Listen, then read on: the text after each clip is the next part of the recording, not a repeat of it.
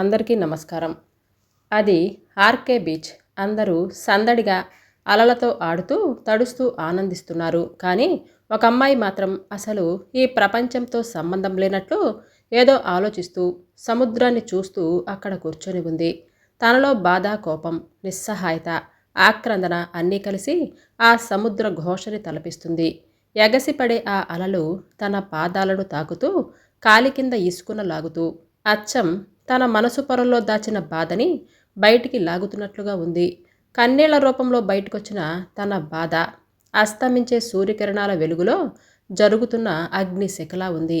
ఎగసిపడుతున్న తన భావోద్వేగాలకు సమాధానం ఆ సముద్ర గర్భంలో ఏమైనా దొరుకుతుందా అని అన్నట్లు చూపు మరల్చకుండా ఆ సముద్రాన్ని చూస్తూ ఉంది.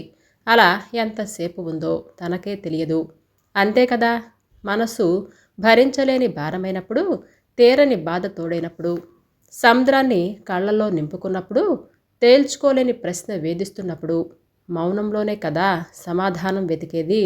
ఇప్పుడు తను అదే చేస్తుంది. ఇప్పుడు తనేం నిర్ణయం తీసుకోవాలో, ఏం చెయ్యాలో, ఏ దారి ఎంచుకోవాలో బాధపడుతూ సమాధానం కోసం ప్రకృతినే ఆశ్రయించింది. కొన్ని నెలల క్రితం వరకు తన జీవితం ఎలా ఉండేది, ఇప్పుడు ఇలా ఎలా మారింది? తన నేరం ఏంటసలు? ఇప్పుడు తనేం చెయ్యాలి అనే ఆలోచనతో ఒకసారి తన మనసు గతంలోకి వెళ్ళింది. అవని, లేమ్మా, త్వరగా లేరా, కాలేజీకి టైం అవుతుంది. అబ్బా, కాసేపు ఆగిలేస్తా నాన్న అని అంది అవని. మళ్ళీ లేట్ అవుతుందిరా, లేమ్మా అని అంటూ లేపుతున్నారు అవని వాళ్ళ నాన్న సుభాష్. అమ్మ, బుజ్జి, బంగారం అని అంటూ లేపితే అదెప్పటికి లేవాలి, మళ్ళీ టైం అయిపోతుందని నన్ను పరిగెత్తిస్తుంది. అసలు మీ గారాబం వల్లనే అది అలా తయారైంది. రేపు దానికి పెళ్లి చేస్తే అప్పుడు అందరికన్నా ముందు ఇదే లేచి అన్నీ చక్కబెట్టుకోవాలి.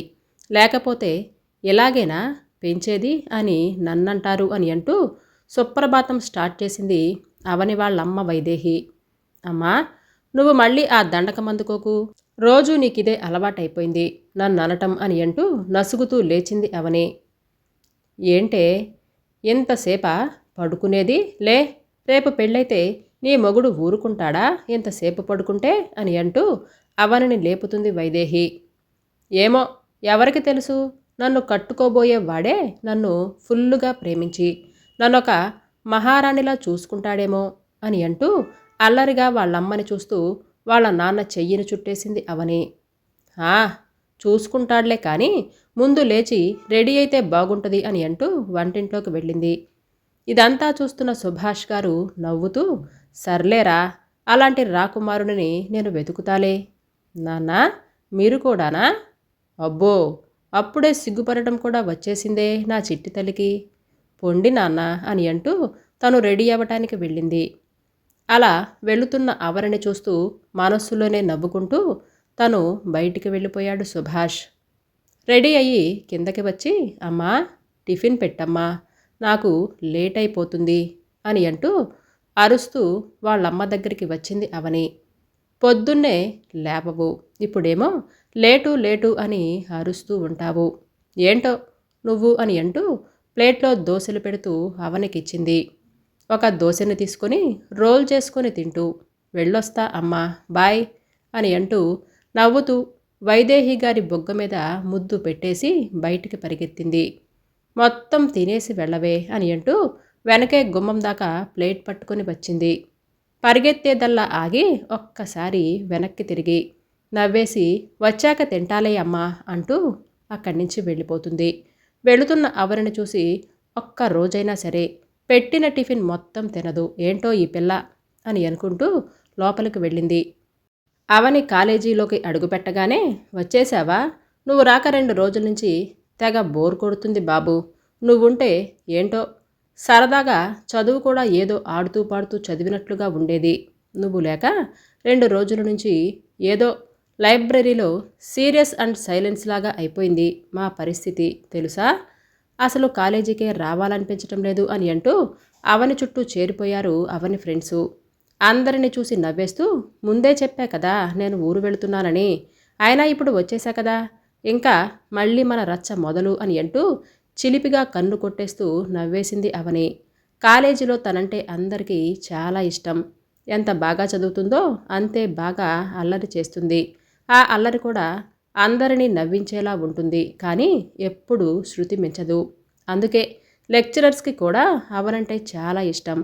అలా ఎప్పుడూ సరదాగా స్నేహితులతో కలిసి అల్లరి చేస్తూ ఆడుతూ పాడుతూ ఆనందంగా ఉండేది. ఒకరోజు చదువుకుంటున్న అవని దగ్గరికి వాళ్ళ నాన్న సుభాష్ గారు వచ్చి, అవని, నీతో కాస్త మాట్లాడాలరా అని అన్నారు. చెప్పండి నాన్న, ఏంటి విషయం అని అంది. ఒక సంబంధం వచ్చిందిరా, మనకు తెలిసిన వాళ్ళు తెచ్చిన సంబంధం.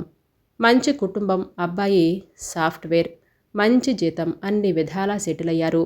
ఇదిగో అబ్బాయి ఫోటో అని అంటూ ఒక కవరు అవని చేతికిచ్చారు. ఇప్పుడు సడన్గా పెళ్ళేంటి నాన్న, నాకు ఇష్టం లేదు. పైగా నా చదువు కూడా పూర్తి కాలేదు. మరి అప్పుడే పెళ్ళేంటి అని అంటూ కాస్త భయం, కంగారు కలిసిన గొంతుతో అడిగింది. మంచి సంబంధం, రాజశేఖర్ అంకుల్ చెప్పారు. వాళ్లకు తెలిసిన వాళ్ళ ద్వారా వచ్చింది. పైగా నీ చదువుకు ఎటువంటి అభ్యంతరము చెప్పరు, అన్నింటికీ ఓకే అన్నారు. ఒకసారి ఆలోచించు. మంచి కుటుంబం, అబ్బాయి కూడా బాగున్నాడు, నాకు అమ్మకి నచ్చాడు. నువ్వు కూడా ఒకసారి ఫోటో చూసి ఓకే అంటే పెళ్లి చూపులు పెట్టుకుందాం. బలవంతం ఏమీ లేదు. ఫోటో చూసి ఆలోచించుకొని చెప్పరా. నాకిప్పుడే పెళ్ళొద్దు నాన్న, ప్లీజ్ నాన్న, నాకు భయంగా ఉంది అని అంటూ వాళ్ళ నాన్న ఒళ్ళో తల పెట్టుకొని పడుకుంది. పెళ్ళంటే స్వతహాగా ఏ ఆడపిల్లకైనా కాస్త భయం ఉంటుంది. మంచి సంబంధమని అంకుల్ మరీ మరీ చెప్పారు. ఒకసారి ఆలోచించి చెప్పరా అని అంటూ అవని తల నిమురుతూ చెప్పారు. వైదేహి కూడా వచ్చి అవని ఎదురుగా కూర్చొని, ఆలోచించరా బంగారం, మంచి సంబంధం, అబ్బాయి కూడా బాగున్నాడు, చూడు, కంగారేమీ లేదు. పైగా నీ చదువుకు కూడా అభ్యంతరం ఏమీ చెప్పలేదు. నెమ్మదిగా ఆలోచించుకొని చెప్పు. సర్లే అమ్మా, కాస్త టైం ఇవ్వండి, ఒక 2 రోజుల తర్వాత చెప్తాను అమ్మా అని అంది. సర్లేరా, నీ ఇష్టం, నాకైతే ఓకే. సరే కానీ లే పదా, భోజనం చేద్దాం అని లేచారు వైదేహి. నాకు ఆకలిగా లేదు, మీరు తినండి అని అంది. ఇదిగో ఇదే వద్దు, నిన్నిప్పుడే ఏమీ పంపించట్లేదు అత్తగారింటికి, అర్థమైందా? రా, తిందువుగాని అని నవ్వారు. రా బంగారం, పదా అని అంటూ సుభాష్ గారు కూడా అన్నారు. సరే అంటూ ముభావంగానే లేచి వాళ్ళమ్మా నాన్నతో కలిసి కిందకు వెళ్ళి కూర్చొని ఏదో తిన్నాననిపించి మళ్ళీ తన గదిలోకి వచ్చేసింది. తర్వాత ఆలోచనలతో అటూ ఇటూ తన గదిలో తిరుగుతూ పడుకునే ముందు వాళ్ళ నాన్నిచ్చిన కవర్ గుర్తుకొచ్చి, సరే చూద్దామని లేచి కూర్చొని ఆ కవర్ చేతిలోకి తీసుకుని ఓపెన్ చెయ్యాలా వద్దా అని చాలాసేపు ఆలోచించి చివరికి ఓపెన్ చేసి చూసింది. పర్లేదులే, అబ్బాయి బాగానే ఉన్నాడు అని అనుకుని పెళ్లి గురించి ఆలోచిస్తూ అలాగే నిద్రపోయింది. అలా ఆలోచనలతో 2 రోజులు గడిచిపోయాయి. కాలేజీ నుంచి వచ్చాక వాళ్ళ నాన్నతో సరే నాన్న, మీ ఇష్టం అని చెప్పింది. అలా తను చెప్పటం, ఆ విషయం అబ్బాయి వాళ్ళకి చెప్పటం, వెంటనే పెళ్లి చూపులు ఏర్పాటు చేయటం అన్నీ చకచకా జరిగిపోయాయి. అవనిని చూసిన ప్రతి ఒక్కరూ మహాలక్ష్మిలా ఉన్నావు అని అంటూ తెగ పొగిడేశారు. పెద్దవాళ్ళు మాట్లాడుకుంటూ ఉన్నారు. అవని సిగ్గుపడుతూనే అబ్బాయిని చూసింది. అబ్బాయి కూడా చూసి నవ్వాడు. కానీ ఎందుకో అవనికి ఆ నవ్వులో ఏ భావం అర్థం కాలేదు. అయోమయంగా అనిపించింది. ఈలోగా పెద్దవాళ్ళు ఏమైనా మాట్లాడుకుంటారా మరి అని అంటూ అబ్బాయిని అడిగారు. దానికి ఆ అబ్బాయి ఏమీ లేదు మాట్లాడటానికి, అన్నీ ముందే చెప్పారు కదా అని అంటూ ఏమీ మాట్లాడలేదు. అబ్బాయి ఏమీ మాట్లాడనప్పుడు ఇక తను కూడా ఏమడగగలదు. అందుకే అవని కూడా మౌనంగా ఉండిపోయింది. అన్నీ మాట్లాడుకొని అబ్బాయి వాళ్ళు వెంటనే స్వీట్సు ఫ్రూట్సు అన్నీ అవనిని కూర్చోబెట్టి చేతికిచ్చేసి వెళ్ళిపోయారు. ఆ రాత్రి అవని వాళ్ళ అమ్మ నాన్న దగ్గర కూర్చొని ఎలా మొదలు పెట్టాలో తెలియక, అమ్మా నేనొకటి అడగనా అని అంటూ అడిగింది. చెప్పరా అని అన్నారు. అది, ఆ అబ్బాయికి ఈ పెళ్ళి ఇష్టమేనా, మీరు కనుక్కున్నారా అని అంది. ఎందుకమ్మా అలా అడిగావు అని అన్నారు సుభాష్.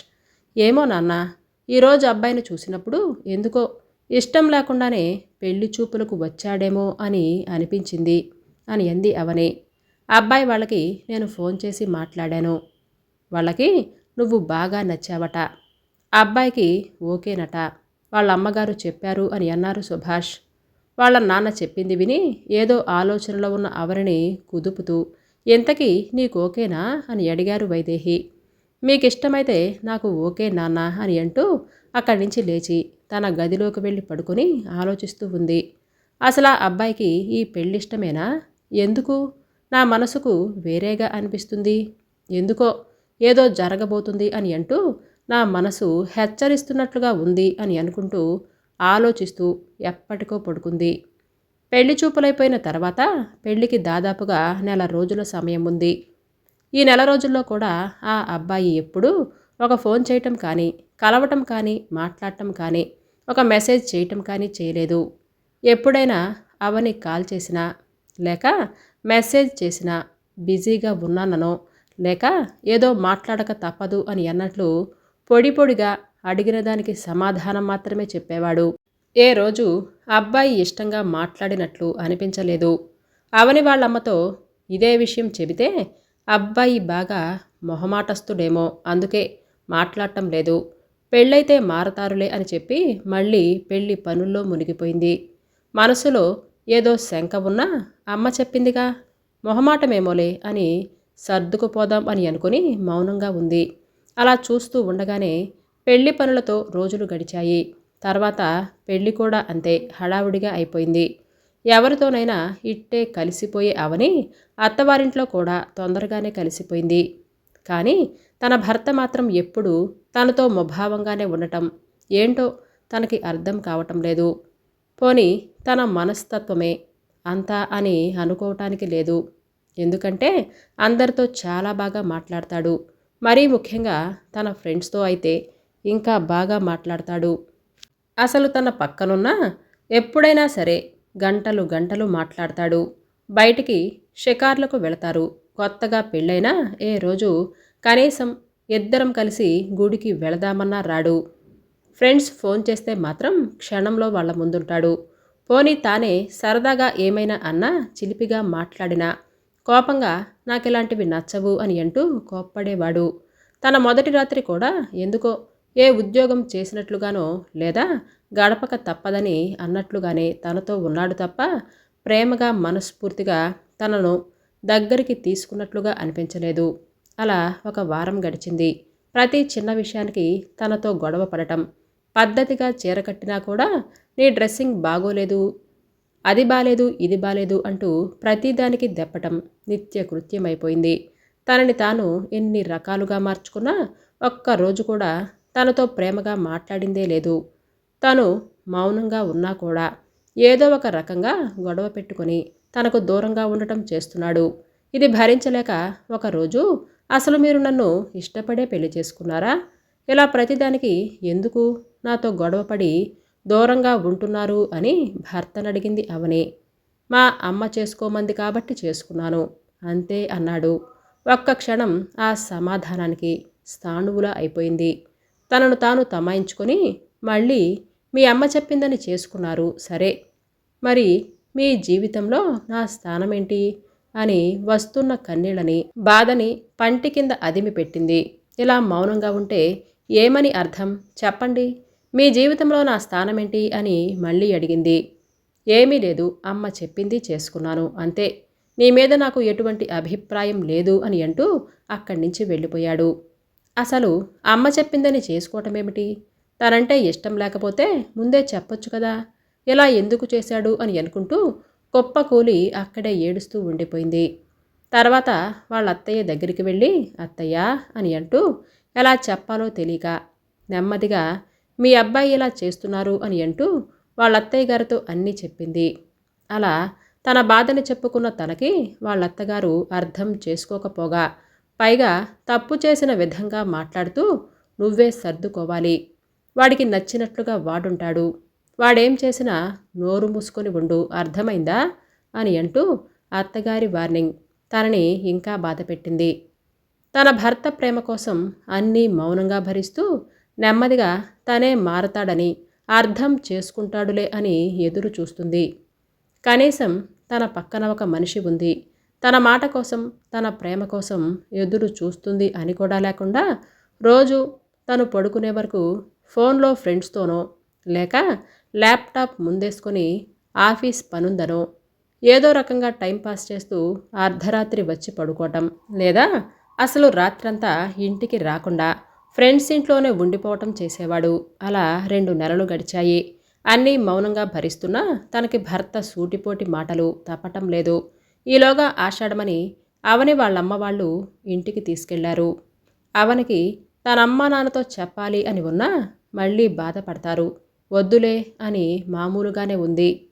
కానీ మనిషిలో ఇదివరకటి కళ లేదు. ఎప్పుడూ గలగలపారే సెలయేరులా ఉండే అవని అలా మౌనంగా ఎప్పుడు ఏదో ఆలోచనలో ముభావంగా ఉండటం వైదేహి సుభాష్ గారు గమనిస్తూనే ఉన్నారు. తనొచ్చిందని తెలిసి తనని కలవటానికి ఇంటికొచ్చిన స్నేహితులతో కూడా మౌనంగా పలకరించటం, ఒక జీవం లేని నవ్వుతో సమాధానం ఇవ్వటం చేసింది. ఈ నెల రోజుల్లో కూడా తన భర్త ఒక ఫోన్ కానీ ఒక మెసేజ్ కానీ చేయలేదు.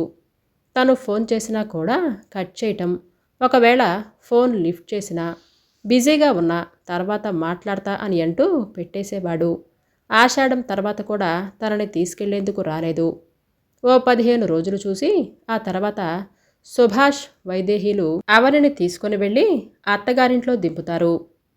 అవని వాళ్ళమ్మ వాళ్ళ అత్తగారితో ఏం జరిగిందో తెలీదు, అమ్మాయి ఇదివరకటిలా లేదు, కొత్త పెళ్లి కూతురికి ఉండాల్సిన ఒక కళ కాంతి లేదు, ఎంతగా అడిగినా తనేమీ చెప్పటం లేదు, గలగల మాట్లాడుతూ ఎప్పుడూ తను నవ్వుతూ అందరినీ నవ్విస్తూ ఉండే నా కూతురు ఇలా మౌనంగా ఎందుకుంటుందో తెలియదు. అందుకే మీకు చెప్తున్నాను, నా బిడ్డను మీరు మహారాణిలా చూసుకోనక్కర్లేదు, కానీ ప్రేమగా చూసుకోండి చాలు. ఎంతమంది తన చుట్టూ ఉన్నా తను ఒంటరిగా బాధపడుతుంది. తనకి నా వాళ్ళు, నా భర్త ఉన్నారు అన్న నమ్మకాన్ని మీరు కలిగించండి చాలు అని అంటూ కన్నీళ్లతో అవనిని అక్కడ దింపేసి వెళ్ళిపోయారు. వాళ్ళలా వెళ్ళిన తర్వాత అవని అత్తగారు, మీ వాళ్ళు మమ్మల్ని ఎలా అంటారా, అసలు మా గురించి ఏమనుకుంటున్నారు అని అంటూ చాలాసేపు తిట్టారు. తను ముందే ఊహించింది కాబట్టి ఏమీ మాట్లాడలేదు. ఆ రోజు సాయంత్రం తన భర్త కోసం ఎదురు చూస్తూ ఉంది. ఎప్పటికో ఇంటికొచ్చిన భర్తకి నవ్వుతూ ఎదురు వెళ్ళి వచ్చారా అని అంటూ చేతిలో బ్యాగ్ తీసుకోబోయింది. అక్కర్లేదు అని అంటూ కనీసం ఎప్పుడొచ్చావు ఏంటి అని కూడా అడగకుండా గదిలోకి ఫ్రెష్ అవ్వటానికి వెళ్ళిపోయాడు. బాధని కన్నీళ్ల రూపంలో బయటికి వదిలేసి నిర్లిప్తంగా ఒక నవ్వు నవ్వి వెళ్ళి పడుకుంది. ఆ తర్వాత ఫ్రెష్ అయి వచ్చిన అవని భర్త తను తినేసి వాళ్ళ ఫ్రెండ్స్కి ఫోన్ చేసి మాట్లాడుతూ ల్యాప్టాప్ ముందేసుకుని తన లోకంలో తనున్నాడు. కనీసం ఒక మనిషి తనతో తన గదిలో ఉంది అన్న విషయం కూడా గుర్తు లేకుండా.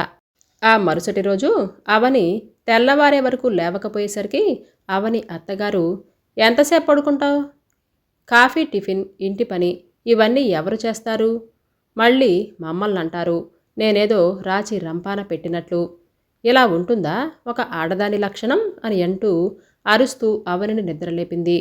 ఉలిక్కిపడి లేచిన అవని, అది కాదత్తయ్య, రాత్రి నుంచి బాగా జ్వరం, అందుకే లేవలేకపోయాను అని అంటూ ఆమె చెప్తున్నా అవని మధ్యలోనే ఆపేస్తూ, ఇలాంటి నాటకాలన్నీ నా దగ్గర కాదు, అర్థమైందా, ముందు పని సంగతి చూడు, అలాగే కాఫీ టిఫిన్లు కూడా, గొంతు ఎండిపోతుంది అని అంటూ తన ధోరణిలో తనంటూ పోతుంది. ఏమైనా మాట్లాడతాడేమో అని అవని తన భర్తను చూసింది. తనేమీ పట్టనట్లు రెడీ అయ్యి ఆఫీస్కి వెళ్ళిపోయాడు. ఇక తప్పక ఓపిక లేకపోయినా అన్నీ చేసి ఇల్లు సర్దుతున్న అవనికి బుక్ షెల్ఫ్లో ఒక బుక్లో ఏవో ఫొటోస్ కనిపించాయి. అవి చూడగానే ఒక్కసారిగా తన కాళ్ళ కింద భూమి కంపించినట్లయితే, అసలు తను చూసింది నిజమేనా అన్న అనుమానంతో అవి చేతిలోకి తీసుకొని ఒక్కొక్కటి చూస్తూ తన కళ్ళని తనే నమ్మలేకపోయింది. అవన్నీ పట్టుకొని అలాగే అక్కడే కుప్పకూలిపోయింది. కాసేపటికి తేరుకొని ఆలోచించగా అవనికి నెమ్మదిగా ఒక్కొక్కటి అర్థమవుతూ వచ్చింది. సాయంత్రం ఇంటికొచ్చిన భర్తను చూసి మాట్లాడే సమయం కోసం ఎదురు చూస్తూ ఉంది. తను ఫ్రెష్ అయి ఎప్పటిలాగే తన పని తను చేసుకుంటూ కూర్చున్నాడు. అవని ఆ ఫోటోలని తన భర్త ముందు పెట్టి, వీటికి మీ సమాధానం ఏంటి అని అంటూ అడిగింది. ఆ ఫోటోలను చూసి కంగారుగా లాక్కొని, ఇవన్నీ నీకెక్కడ దొరికాయి, నీ హద్దులో నువ్వుండు అని అంటూ అరిచాడు. అరిస్తే నిజాలు దాగవు, చెప్పండి అని అడిగింది. నీకు చెప్పాల్సిన అవసరం లేదు. నోరు మూసుకొని పడుండు. అర్థమైందా లేదా? నాకు చెప్పాలి. ఎందుకంటే నా జీవితంతో ముడిపడిన సమస్య కాబట్టి అని అంది. నీకు చెప్పాల్సిన అవసరం ఏమీ లేదు అని అంటూ గట్టిగా అరిచాడు. ఆ ఫొటోస్ చూసినప్పుడే నాకు అర్థమైంది. కానీ ఎందుకు? ఇదంతా మీరసలు ఎందుకు చేశారు? మీరు గే అయినప్పుడు నన్నెందుకు పెళ్లి చేసుకున్నారు? నా జీవితంతో ఆడుకునే రైట్ మీకెవరిచ్చారు? పెళ్లి చేసుకొని నన్నెంతలా టార్చర్ చేయాల్సిన అవసరం ఏంటి? ఇన్ని రోజులు మీ ప్రేమని ఎలా పొందాలి అని ఎంతలా ఏడ్చాను. మీతో ఎన్నోసార్లు మాట్లాడాను. నా జీవితాన్ని ఎందుకిలా నాశనం చేశారు అని అంటూ కన్నీళ్లతో బాధతో గట్టిగా అరుస్తూ నిలదీసింది. మా అమ్మ కుటుంబం పరువు మర్యాదని ఏదో చెప్పి కావాలంటే పెళ్లి చేసుకుని తర్వాత విడాకులు ఇద్దువుగాని అని నన్ను బలవంతంగా ఒప్పించింది. అందుకే నిన్ను చేసుకున్నాను అంతే అంటూ సమాధానం చెబుతున్న తనని సమాధానం పూర్తి చేసేలోపే చెంప మీద చెళ్ళున గట్టిగా కొట్టింది. ఏరా, నీకు ఆడపిల్లంటే అంత అలసా? అసలేమనుకుంటున్నారు మీరు? మీ కుటుంబం పరువు కోసం నా జీవితాన్ని నాశనం చేసే అధికారం నీకెవరిచ్చారు? అయినా నువ్వు గే అయినప్పుడు ధైర్యంగా ఒక గే అని చెప్పాలి. అది ఒప్పుకునే దమ్ము లేదు. ఇలా చేస్తే పరువు నిలబడుతుందా? ఎవర్రా చెప్పింది? ఒక్కసారైనా నీ మనస్సాక్షికి ఇది తప్పు అని అనిపించలేదా? గట్టిగా వినపడుతున్న మాటలు విని కంగారుగా ఏం జరిగిందా అని అక్కడికొచ్చింది అవని వాళ్ళత్త. అలా వచ్చిన ఆవిడని కన్నీళ్లతో ఉన్న అవనిని సూటిగా చూసేసరికి ఆవిడకు విషయం అర్థమై చూసి మౌనంగా ఉన్నారు. మీరు ఒక ఆడపిల్లే కదా, పరువు మర్యాదంటూ మీ కొడుకు ఒక గే అని తెలిసి కూడా ఇలా చేయటానికి మీకు మనసెలా వచ్చింది? మీరు అన్యాయం చేస్తుంది ఇంకొక ఆడపిల్లకని మీకు గుర్తు రాలేదా? మీకే ఒక కూతురు ఉంటే ఇలాగే చేసేవాళ్ళా అని అంటూ తనని ప్రశ్నించినట్లుగా అనిపించింది. ఆ చూపులను తట్టుకోలేక కిందకి దించి అలాగే బొమ్మలా నిలబడ్డారావిడ. ఇద్దరిని చూసి విరక్తిగా ఒక నవ్వు నవ్వి ముందే సర్ది పెట్టుకున్న తన సూట్ కేస్ తీసుకుని అక్కడి నుంచి బయటకొచ్చి వాళ్ళ ఇంటికి బయలుదేరింది. కూతుర్ని చూసి ఆనందంగా ఎదురు వెళ్ళి సుభాష్ ఇంకా వైదేహి గారిని చూసి అప్పటి వరకు ఆపుకున్న దుఃఖాన్ని, బాధని, కన్నీళ్ళని ఆపుకోలేక ఇద్దరిని గట్టిగా పట్టుకొని పెళ్ళైన దగ్గర నుంచి తను పడ్డ మానసిక క్షోభ తీరిపోయేలా గట్టిగా ఏడ్చేసింది. కూతురలా ఎందుకు ఏడుస్తుందో అర్థం కాక కంగారుగా ఏమైందిరా అని అంటూ అడిగిన తన బాధను చూసి ముందు తనని పూర్తిగా ఏడవని అని కాస్త కుదుటపడ్డాక ఏమైందిరా, ఏంట్రా తల్లి అని అడిగారు వైదేహి సుభాష్లు. కాసేపటికి కుదురుకొని పెళ్ళైన దగ్గర నుంచి జరిగిన విషయాలు అన్నీ, తను ఎదుర్కొన్న పరిస్థితులు మొత్తం వివరించి చెప్పింది. అన్నీ విన్న తల్లిదండ్రులు చాలాసేపటికి మౌనం తర్వాత అబ్బాయి గురించి పూర్తిగా కనుక్కోకుండా తెలిసిన వాళ్ళు చెప్పారని, మంచివాళ్ళు అన్నారని, ప్రాణం ఒకెత్తుగా పెంచుకున్న నిన్ను వాళ్ళ చేతిలో పెట్టి నీకు అన్యాయం చేశాము, క్షమించరా అని అంటూ ఏడ్చేశారు సుభాష్ గారు. అన్నీ మౌనంగా విని తన గదిలోకి వెళ్ళింది. చాలాసేపు తన గదిలోనే ఉండిపోయింది. సాయంత్రం ఎందుకో బయటికి వెళ్ళాలి అని అనిపించి కిందకొచ్చి కాసేపటికి బయటికి వెళ్ళొస్తాను నాన్న అని చెప్పి బయటికి వచ్చింది. చిన్నప్పటి నుంచి ప్రకృతి అంటే చాలా ఇష్టం, అందులోనూ సముద్రం అంటే ఇంకా ఇష్టం. అందుకే ఇప్పుడు తనున్న పరిస్థితుల్లో సముద్రం మాత్రమే తన మనసును తేలిక పరచగలదని అలా బీచ్కి వచ్చింది. అలా సముద్రాన్ని చాలాసేపు చూసిన తర్వాత ఒక నిర్ణయానికి వచ్చినట్లు కళ్ళు తుడుచుకొని లేచి ఇంటికొచ్చింది.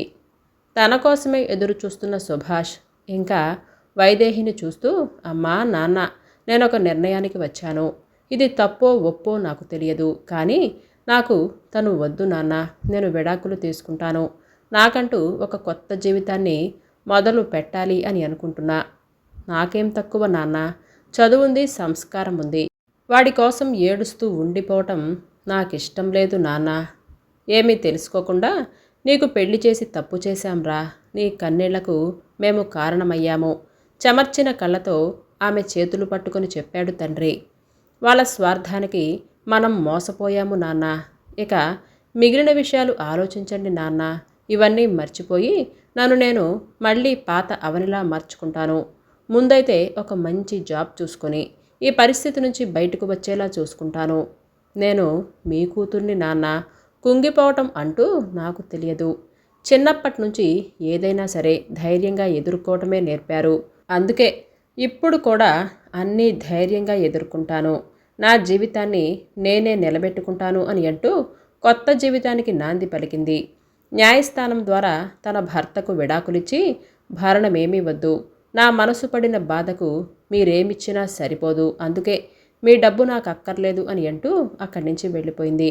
అలా మళ్ళీ తన జీవితంలో గుండెల నిండా ఆత్మవిశ్వాసంతో కొత్త ఉషోదయాన్ని నింపుకొని ముందుకు సాగింది.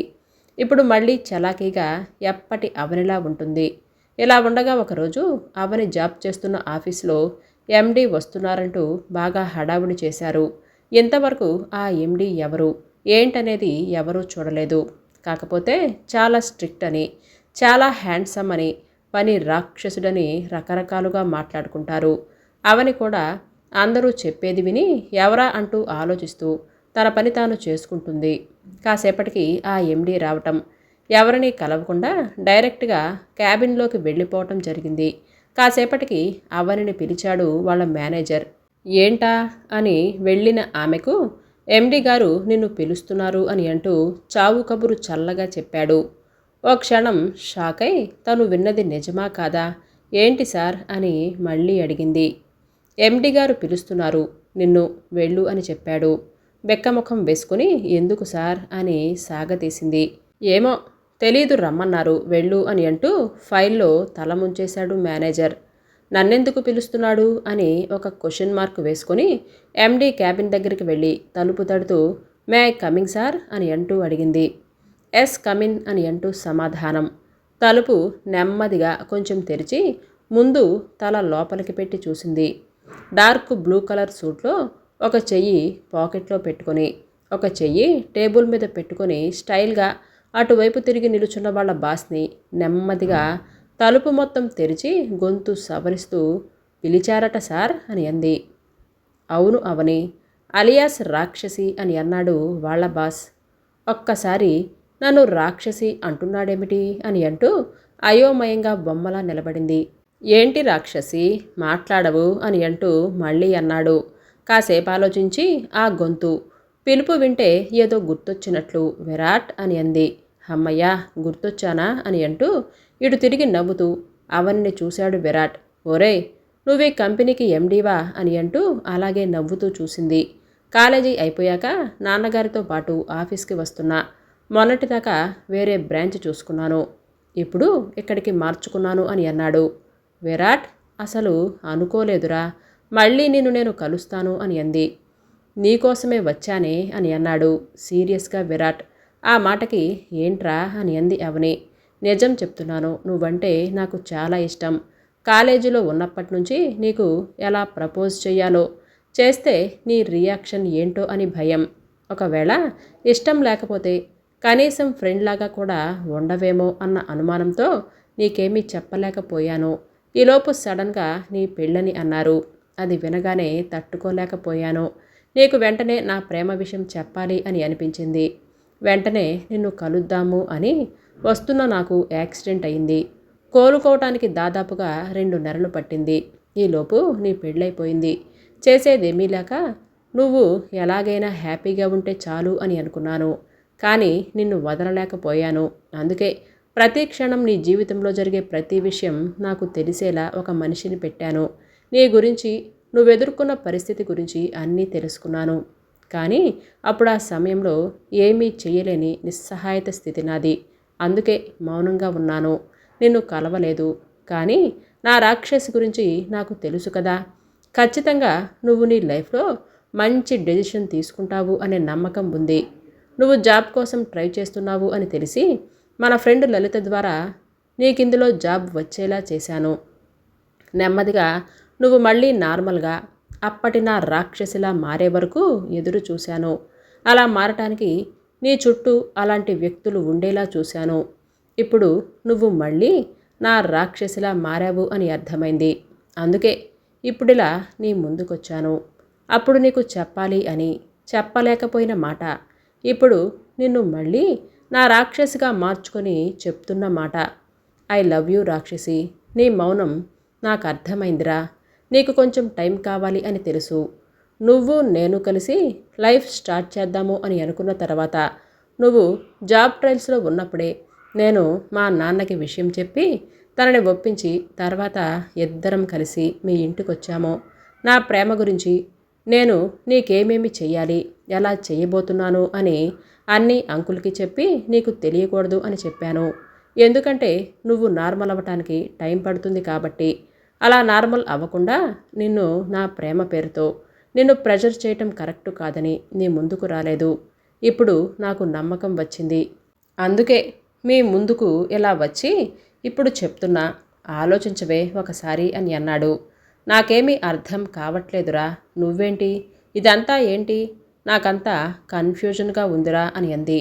బాగా ఆలోచించుకొని రేపటికల్లా ఎస్ చెప్పవే బాబు, ఇంకా వెయిట్ చేయటం నా వల్ల కాదు, లేదంటావా అని చెప్పటం ఆపాడు విరాట్ అవనిని చూస్తూ. హా, నో అంటే అని అంది అవని. వదిలేస్తాను అని మాత్రం అనుకోకు అని అంటూ కన్ను కొడుతూ, నా పొగరు గురించి నీకు బాగా తెలుసు కదా, ఎలాగూ నా ఆఫీస్లోనే నీ వర్క్ కాబట్టి నా ట్రయల్స్ నేను వేసుకొని ఎలాగైనా ఈసారి నేను నా ప్రేమలో ముంచేసి పెళ్లి చేసుకుంటాను, ఇది మాత్రం ఫిక్స్. హే రాక్షసి, నేనే నీ మొగుణ్ణి, అదేలే కాబోయే మొగుణ్ణి. నువ్విది ఫిక్స్ అయిపో. నువ్వెంత టైం తీసుకున్నా సరే నువ్వు నన్ను ప్రేమించేలా చేసుకుని నీ మెడలో తాళి కట్టేసి మిస్సెస్ అవని విరాట్గా మార్చటమైతే ఫిక్స్ డార్లింగ్. వస్తున్న కన్నీటిని ఆపుకుంటూ లైఫ్లో మళ్ళీ ఇంత ప్రేమని చూస్తాను అని అనుకోలేదురా అని అంటూ విరాట్ని గట్టిగా హత్తుకుంది అవని. తన ప్రేమ మజిలీ తనకి దొరికింది అన్న ఆనందంతో. హాయ్ అండి, ఈ కథ మీకు నచ్చిందండి? అయితే లైక్ చేయడం, సబ్స్క్రైబ్ చేయడం, షేర్ చేయడం మర్చిపోవద్దు. రేపు మరలా సరికొత్త వీడియోతో మీ ముందుకు వచ్చేస్తాను. అంతవరకు బాయ్.